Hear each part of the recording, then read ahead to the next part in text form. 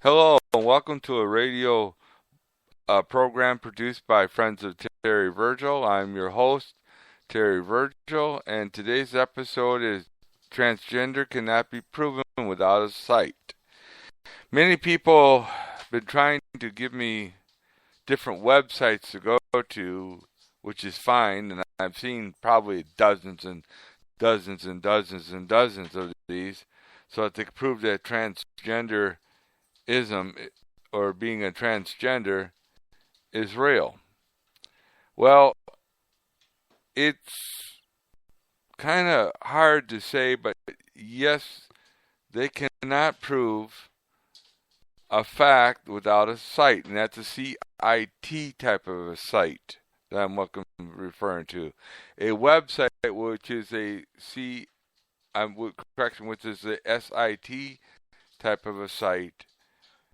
If you look at the back part of those websites, a lot of them have GOV or ORD with them, and those are not credible sites. Government websites are not credible when it comes to transgender. Matter of fact, when it even comes with climate control or global warming, there is no credible sites for these things. And the type of site that we're referring to, let me give you a definition here.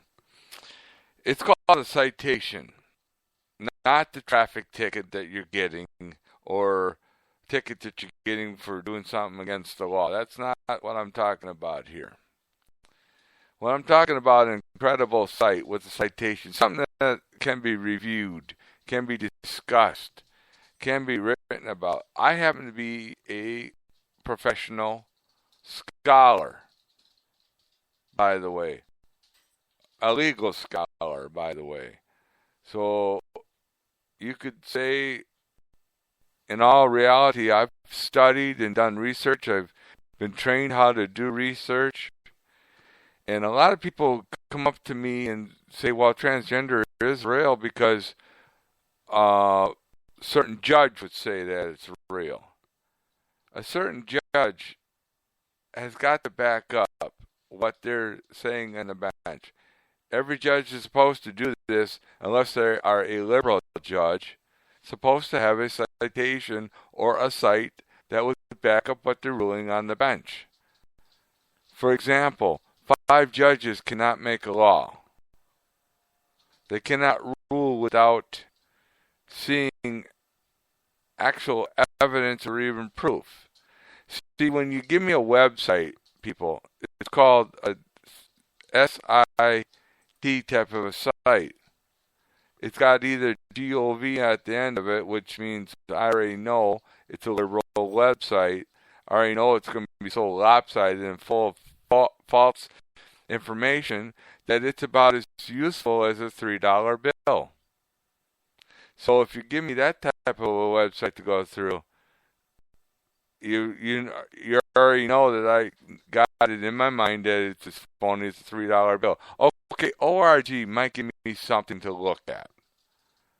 But again, I'm going to say ORG would be about as useful as a $3 bill because here's why. ORG is organization website. See the point, people? When you give me government website, it's just lopsided. There's no credibility in it. ORG might be credible, and yet it might not be. This depends on what you want me to look at. And you also, when you give me a site and give me a website, don't just give me a general website to look at. Give me the specific spot, what page you're on, what quote you're looking at, and I'll examine it. I promise you I will examine it because that's my real job, and that's what I was trained to do, to examine these so-called sites. And yes, we do, and yes, I do question them, and yes, I've seen a lot of them. So yes, I use a lot of scripture, and scripture, believe it or not, is a CIT type of a site. Now, those who believe in a worldly point of view would disagree on that, but you got to look at a couple things. Number one, when I look at transgender, And yes, I use Deuteronomy 22:5 a lot to get the ball rolling here. And that points to cross-dressing, of course, but it also refers to transgender. It's an abomination against the Lord. If you don't believe in God, that's up to you. That's a choice. The other thing that I look at is when I examine a site, how credible it is. Yes, it's probably from a non-believing person. But I also examine a few other things too. What are they really saying here? And what are they pointing to? When you look at these examinations, it's a good idea. Because if you go on just hearsay, that's, like I said, about as phony as a $3 bill with the picture of Obama on it. That's about as phony as it goes. I would rip that article right apart with just common knowledge and common words. And people, yes, I do understand these big words that are Latin-based, like ambiguous. I know what it means. And I know what a few other things mean. I know that someone tried to tell me in one of their GOV sites that a GOV says that people are born with both genders.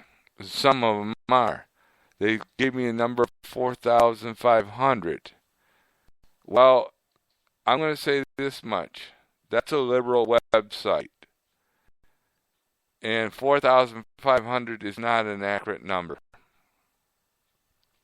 It's more like 45 million people are may be born that way, and they don't live very long, if anything.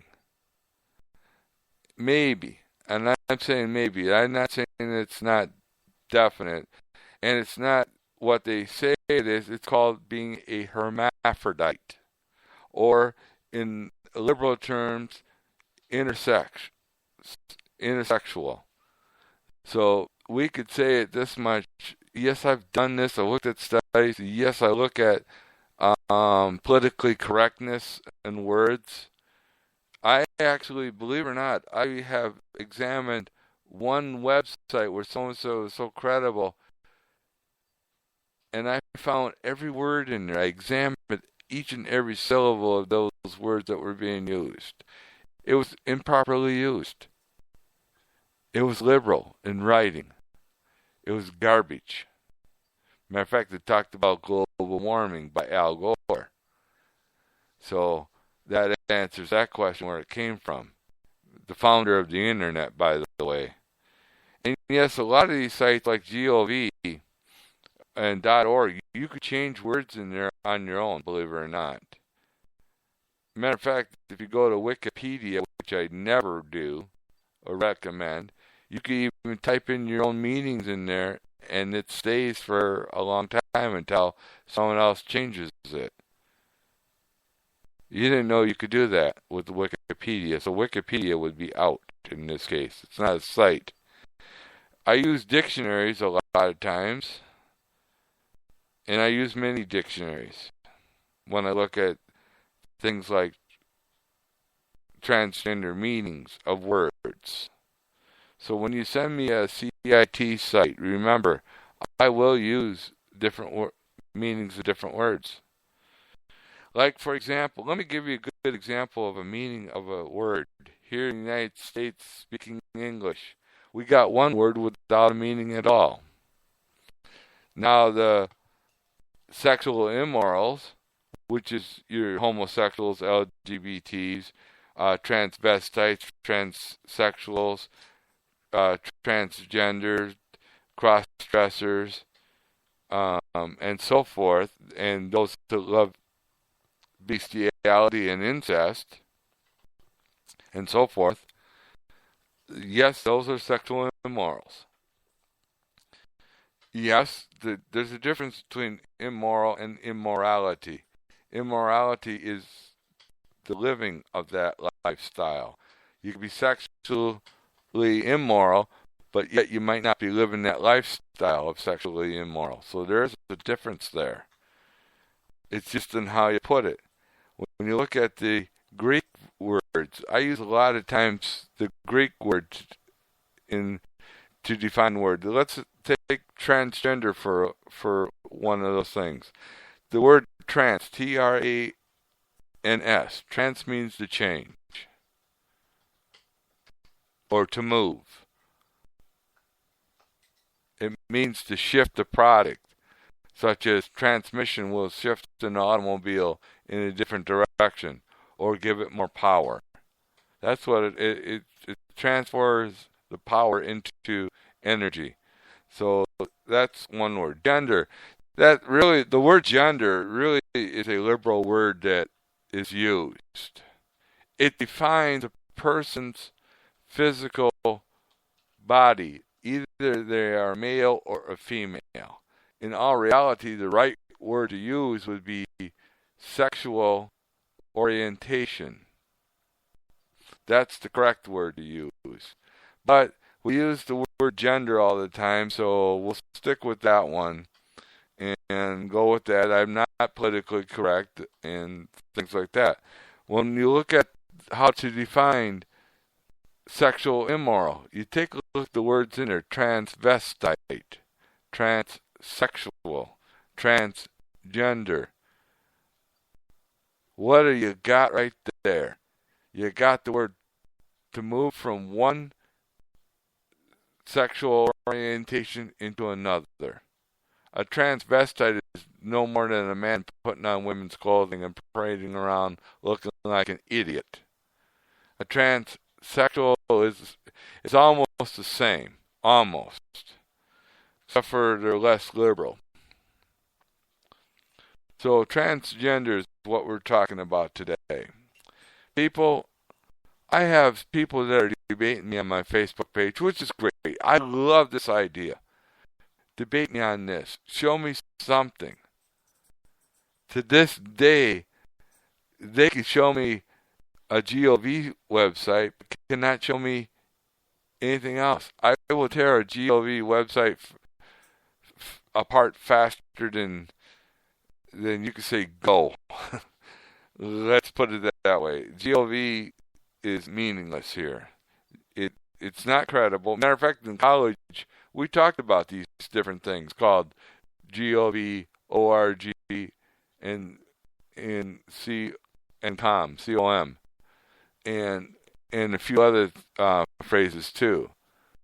Now, when you got GOV with a backslash, it's referring to a certain area. Or if you got a backflash on that website you want me to look at, that's referring to a certain area. Yes, I'll go back to that area. I'll type it all in. Matter of fact, I might even copy and paste it in and put it in my search engine. And guess what? I'll get the same site as you want me to look at. So that's not that bad. Or else I'll even just tap onto it with my cursor and I'll go right to it and start reading. Usually when I start reading, I kind of skim through it a little bit just to see and to get the feel what the person is talking about, who that person is.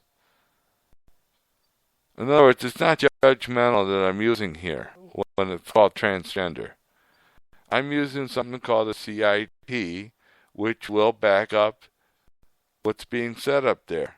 If there are, and this is my rule of thumb, if there are 3 CITs that could prove without a shadow of a doubt, then I could say you've proven your point. I always look for 3 of them. There's a reason for 3. If you were to go into court and to debate this in court, you have to have at least 3 witnesses.